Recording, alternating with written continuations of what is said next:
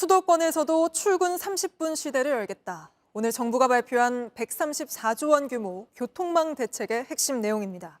지금 있는 GTX 노선을 일단 충청과 강원까지 연장하고 여기에다 노선 3개도 더 만들어서 이렇게 수도권 지역들을 촘촘하게 연결하겠다는 겁니다.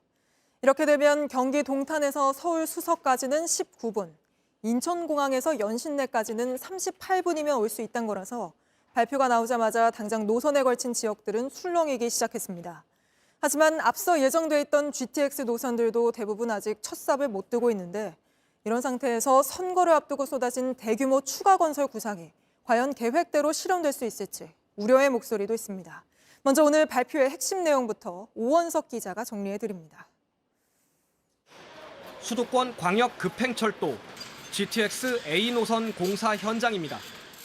서울역 지상에서 지하로 60m가량 내려왔습니다.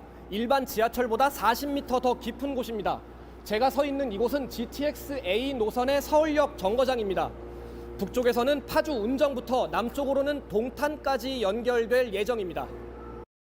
A 노선 수서 동탄 구간은 3월에, 운정 서울역 구간은 연내 개통하고 2028년 전 구간이 열립니다. 인천과 남양주를 잇는 B 노선은 2030년, 양주와 수원을 오가는 C 노선은 2028년 개통됩니다. 오늘 토론회에선 GTX 연장안도 나왔습니다. A 노선은 동탄에서 평택, B 노선은 마석에서 춘천, C 노선은 수원에서 아산까지 연장되는데 최장 60km에 이릅니다. 수도권은 30분, 강원, 충청권은 1시간 안에 오가는 광역 경제생활권이 가능해졌다는 게 정부 설명입니다. 당장 올해부터 본격적인 GTX 시대를 열겠습니다. 줄어든 출퇴근 시간만큼 여가를 즐기고 가족과 함께하는 시간을 여러분께 돌려드리겠습니다. GTX D, E, F 노선은 빠른 착공을 위해 1, 2단계로 나눈 뒤 1단계는 임기 안에 예비 타당성 조사를 마치기로 했습니다. 그 밖에 정체가 심한 수도권 일부 도로와 철도를 지하화하고 지방에도 권역별로 광역철도를 도입합니다. 관건은 비용인데 정부는 민간 자본을 포함해 총 134조 원을 투입하기로 했습니다. 정부 재정뿐만 아니라 민간 투자, 공공기관 투자, 개발 이익 활용 등 교통 투자 재원을 다각화하고 사업 절차를 신속히 진행하여 출퇴근길 지옥철로 꼽히는 김포 골드라인 혼잡도 해소를 위해 차량과 버스를 늘리고 올림픽대로의 버스 전용 차로도 도입하기로 했습니다. JTBC 오원석입니다. GTX 노선이 지나는 지역들은 크게 반기는 분위기입니다. 하지만 문제는 이 계획대로 잘 실현되느냐죠. 정부는 사업비 134조 원 중 절반을 민간에 맡기겠다고 했는데 전문가들은 과연 나서겠다는 곳이 있을지 미지수라고 지적하고 있습니다. 이어서 이상화 기자가 짚어드립니다. 광주광역시 도시철도 2호선 2단계 현장. 여러 구간을 나눠 공사가 진행 중인데 일부는 첫 삽도 뜨지 못했습니다. 공공사업으로 지난해부터 시공업체를 찾았지만 아직까지 나서는 곳을 찾지 못해서입니다. 공사가 시작된다고는 하는데 정확히 언제 시작할지도 모르겠고 언제 끝날지도 당연히 모르겠어서. GTX A 노선, 삼성역이 지나는 서울 강남구, 영동대로 복합환승센터 건설공사 일부도 마찬가지입니다. 이미 예정된 노선도 차질을 빚고 있는데 앞으로는 더 난관입니다. 재정이 어려운 상황에서 정부는 134조 원 중 민간에서 75조 원을 끌어온다는 계획입니다. 민간 투자가 원활하게 이뤄질진 미지수입니다. A하고 B가 가장 수요가 많은 노선인데도 민자가 안 들어와서 재정사업으로 많이 하고 기존 철도도 이용하고 그랬거든요. C, D, E, F는 말할 것도 없이 수요가 굉장히 적죠.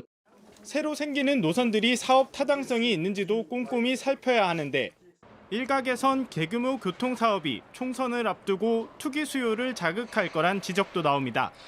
어젠 한 부동산 인터넷 커뮤니티에서 GTX 노선 연장 계획안이 유출돼 국토부가 수사 의뢰에 나섰습니다. JTBC 이상화입니다.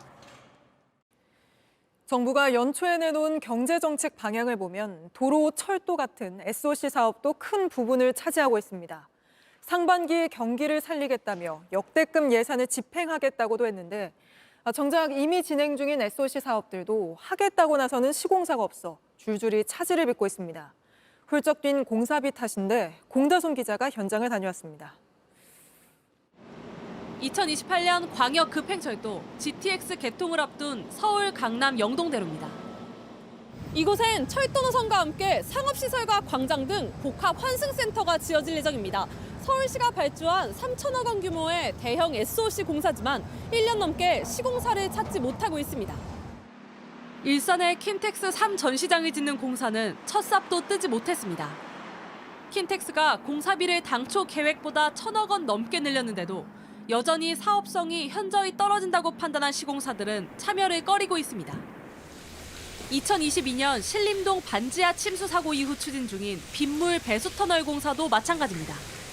상황이 이렇다 보니 올해 입찰 결과가 나온 정부 주도 대규모 SOC 사업은 8건 모두 유찰됐습니다. 수건 사업이 발목 잡힌 지자체들도 답답한 심정입니다. 손들고 나서는 기업들이 없어서 좀 지연되는 일들이 지금 벌어지고 있죠. 상당히 마인드를 바꿔야 될 타이밍이 왔다고 생각합니다. 건설업계는 정부 눈높이가 현실과 동떨어져 있다고 지적합니다. 근데 지침이 있고 승인을 받고 실제 공고에 나갈 때까지 소요되는 시간이 있기 때문에 빠듯하게 설정이 돼요. 공사비가 굳이 수주를 해야 되는 이유가 없어지는 거예요. 올 상반기 역대급 SOC 예산을 집행하기로 했던 정부는 매주 예산 집행 상황을 점검하겠다고 밝혔습니다. JTBC 공다솜입니다.